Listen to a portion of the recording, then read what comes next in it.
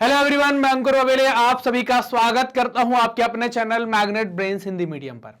और हम बात करने वाले हैं आज क्लास 12th ज्योग्राफी के चैप्टर नंबर 5 के अंतर्गत एक नए टॉपिक पर। वो टॉपिक क्या है? भारत में भू उपयोग परिवर्तन। अभी हमने क्या पढ़ा था पिछले टॉपिक में? तो हमने पढ़ा था भारत में भू उपयोग वर्गीकरण। हमने देखा था कि भूमि के उपयोग को लेकर कैसे कैसे किन किन चीजों में भूमि का उपयोग किया गया है। जैसे आपने देखा होगा बंजर भूमि के बारे में हमने बात करी, जंगलों पर हमने बात करी, गैर कृषि कार्यों के लिए बात करी, कृषि कार्यों के लिए बात करी। तो ऐसे भूमि का वर्गीकरण वहां किया गया था। अब हमें उस वर्गीकरण जो हमने पढ़ लिया है उसमें क्या देखना है? यहां पर परिवर्तन, मतलब पहले जब भारत आजाद हुआ है तब से लेकर आज तक क्या बदलाव आए हैं, किन फील्ड में भूमि का जो उपयोग का जो प्रतिशत है वो बढ़ा है, किन में ये घटा है, इनके ऊपर हमें बात करनी है।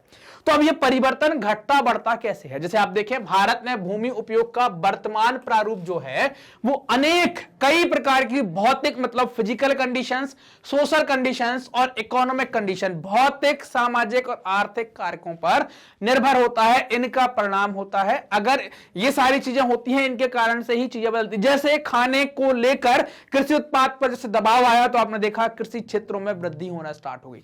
वनों पर दबाव आया तो वृक्षारोपण होने लगे, तो आपने देखा कि उन क्षेत्रों में भी वृद्धि होना स्टार्ट हो गई। जब कृषि पर और वन क्षेत्र पर दबाव आया तो बंजर भूमि पर क्या हो गए? हमने तकनीकी लगाई, कुछ जुगाड़ करी और धीरे धीरे उस पर खेती करने लगे या प्लांटेशन करिए, तो बंजर भूमियों का क्षेत्र घटने लगा। तो ये क्यों होता है? तो ये किस कारण से होता है? भौतिक, सामाजिक और आर्थिक, इन कारणों का परिणाम होता है कि भूमि का उपयोग क्या है। धरातल की दशा, दूसरी जरूरी चीज है क्या? धरातल की दशा, जलवायु, मृदा, ये प्राकृतिक तत्व हैं एवं इनके साथ साथ मानवीय तत्व भी इन सब चीजों को प्रभावित करते हैं कि उसका उपयोग कहां ज्यादा होना है, कहां कम होना है, या किस फील्ड में उसमें तरक्की होने वाली है, किस में नहीं होने वाली। जैसे मान लीजिए कि आप जो एकदम जैसे सहारा के रेगिस्तान में चले जाएं, कितनी भी तकनीकी आप लगा दें, रेगिस्तान को खत्म थोड़ी कर पाएंगे आप, क्योंकि वहां की जलवायु ऐसी है, वहां की मृदा ऐसी है ना। ये सारी बातें भी उस पर निर्भर करती हैं। परंतु इन सबसे अर्थव्यवस्था में होने वाला बदलाव महत्वपूर्ण होता है, क्योंकि इन सबसे क्या होता है? अर्थव्यवस्था में भी बदलाव होता है। क्योंकि भूमि तो एक सीमित संसाधन है, आप मतलब ये असीमित नहीं है। ऐसा नहीं है कि इसको आप बढ़ा लो, जब जरूरत पड़े तो घटा लो, ऐसा आप नहीं कर सकते हैं। तो अर्थव्यवस्था को सबसे अधिक जनसंख्या प्रभावित करती है। जनसंख्या क्या है? बढ़ जाती है, घट जाती है, ये अपने हाथ में। अभी क्या है? लगातार बढ़ रही है। और जमीन क्या है? सीमित है, और उस पर जनसंख्या बढ़ रही है। तो क्या हो रहा है? जनसंख्या का दबाव किस पर पड़ रहा है? क्योंकि अगर आप देख रहे हैं कि ये पृथ्वी है और पृथ्वी में ये भारत है, और इस पर लोग लगातार क्या हो रहे हैं? बढ़ते चले जा रहे हैं, बढ़ते चले जा रहे हैं। पहले इस जमीन पर 10 लोग रहते थे और आज रह रहे हैं 10,000। तो क्या हो रहा है? इस जमीन के ऊपर दबाव बढ़ रहा है। तो जनसंख्या क्या करती है? अर्थव्यवस्था को प्रभावित करती है। जनसंख्या दबाव डालती है संसाधनों के ऊपर। बढ़ती हुई जनसंख्या, प्रति व्यक्ति आय का स्तर, उत्तम प्रौद्योगिकी ने भूमि उपयोग को प्रभावित किया है। क्योंकि जनसंख्या वृद्धि के कारण अधिक खाद्यान्न उत्पादन के लिए सीमांत भूमि भी प्रयोग में लाई जाती है ना। क्या होता है कि जब हमें उत्पादन ज्यादा करना होता है तो जो तटवर्ती क्षेत्र में या परती या बंजर है उसका भी हम उपयोग करते हैं, उसके उपयोग से भी कुछ पैदावार करते हैं। प्रौद्योगिकी एवं आय के स्तर के कारण प्राथमिक सेक्टर की अपेक्षा द्वितीयक और तृतीयक सेक्टर में वृद्धि हुई है। टेक्नोलॉजी देखें, और अगर इनकम की बात करें तो किस में बात होने लगी है? सेकेंडरी और टर्शियरी सेक्टर में ज्यादा वृद्धि देखने को मिलेगी। सेकेंडरी सेक्टर क्या हो गया? सेकेंडरी मतलब जहां पर हम मैन्युफैक्चरिंग करते हैं, विनिर्माण करते हैं, कारखाने वगैरह स्थापित होते हैं वो। और तृतीयक सेक्टर क्या हो गया? सेवा सेक्टर। और प्राथमिक सेक्टर क्या है? तो प्राथमिक सेक्टर जिसमें कृषि और उसकी सहायक चीजें होती हैं, ये प्राथमिक सेक्टर कहलाता है। द्वितीयक में निर्माण का काम करेंगे। द्वितीयक और तृतीयक में आपको वृद्धि अधिक देखने को मिलेगी। प्रायः भारत एवं चीन जैसे विकासशील देशों में आप इस प्रकार की घटनाएं देख सकते हैं कि द्वितीयक तृतीयक क्षेत्रों में अधिक वृद्धि होने को मिली है। इसका परिणाम यह हुआ कि कृषक भूमि गैर कृषिगत कार्यों में प्रयुक्त होने लगी। मतलब खेती वाली जमीन क्या हो गई? गैर कृषि कार्यों में, कहीं फैक्ट्री लगा दी, कहीं कॉलोनी डेवलप कर दी, उसमें ज्यादा प्रयोग इसका होने लगा है।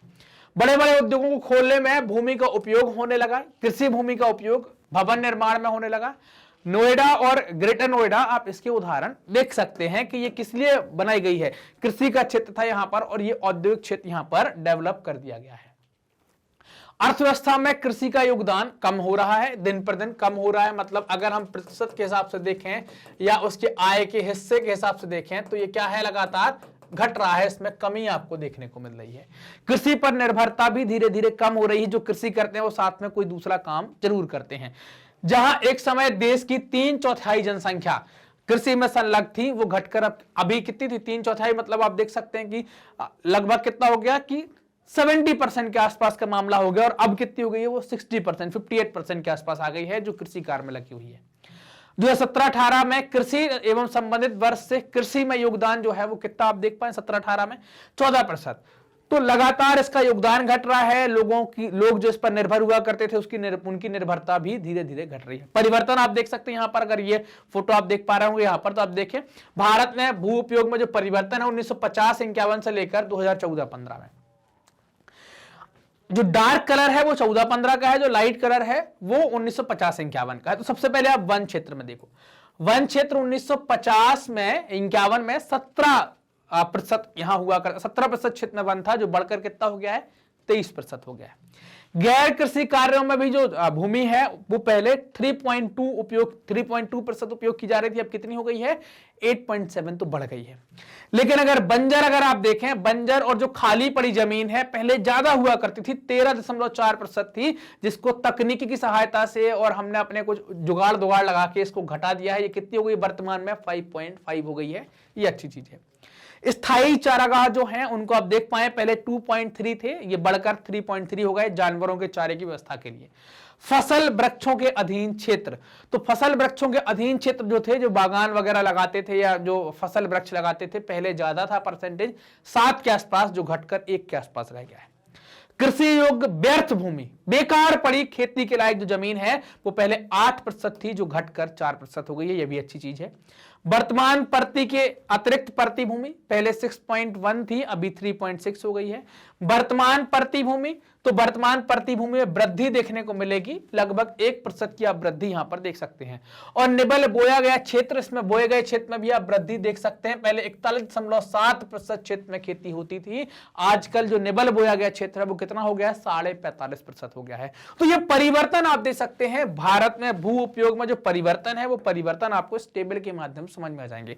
परिवर्तनों का कारण क्या है वो पिछली स्लाइड्स में हमने अभी इसकी जस्ट पहले जो स्लाइड्स पढ़ी हैं उनमें हमने देख लिया कि सामाजिक, आर्थिक, है ना, ये सारे कारण हैं, और साथ ही साथ क्यों आ रही हैं प्राथमिक, द्वितीयक और तृतीयक सेक्टर्स पर भी देखा निर्भरता क्यों घट रही, क्योंकि द्वितीयक और तृतीयक बहुत तेजी से बढ़ रहे हैं। तो इन सब के कारण से जो परिवर्तन आए हैं वो सभी क्षेत्र में जो हमने बांटे हुए थे उन सभी क्षेत्रों में यहां पर हमने परिवर्तनों को देखा।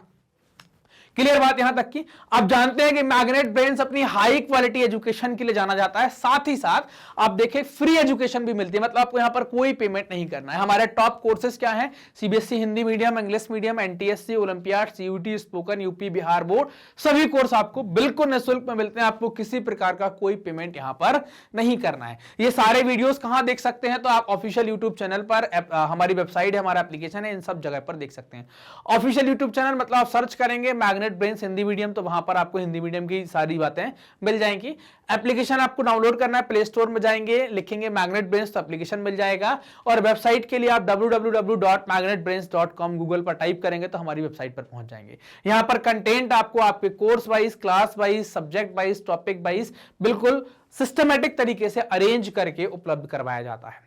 इसके अलावा आप हमसे कनेक्ट हो सकते हैं, हमारे जो सोशल मीडिया प्लेटफॉर्म है YouTube, Facebook, Insta, Twitter, Telegram, यहां पर भी आप हमसे कनेक्ट हो सकते हैं। ये वीडियो आप देख रहे हैं मैग्नेट ब्रेन्स के Hindi channel magnet brains Hindi medium पर, तो चैनल को सब्सक्राइब करें, वीडियो को लाइक करें और अपने दोस्तों के साथ जमकर शेयर करें। मिलते हैं अगले वीडियो में, तब तक अपना ध्यान रखिए, ख्याल रखिए, मस्त रहिए, पढ़ते रहिए। धन्यवाद।